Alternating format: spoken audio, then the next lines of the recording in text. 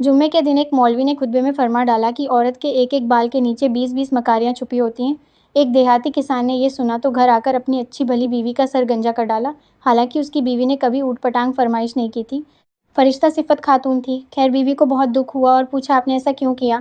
شوہر بولا، ارے نیک بخت وہ ہمارے مسجد کا مولوی ہے نا، اس نے ایسی بات کہی تو میں نے سوچا تمہاری مکاری ختم کر دوں۔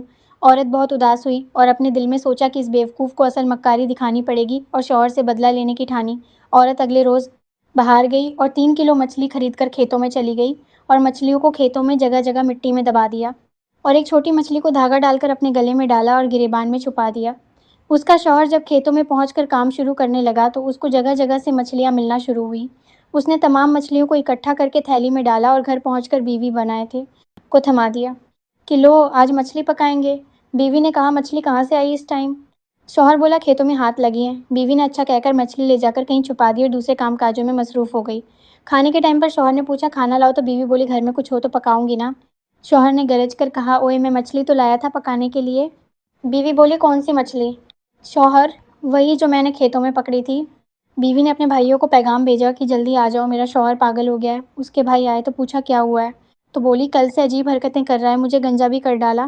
خیر یہ بات تو میں سہ لوں گی، لیکن ابھی مجھے کہہ رہا ہے مچھلی پکاؤ، حالانکہ گھر میں مچھلی ہے ہی نہیں۔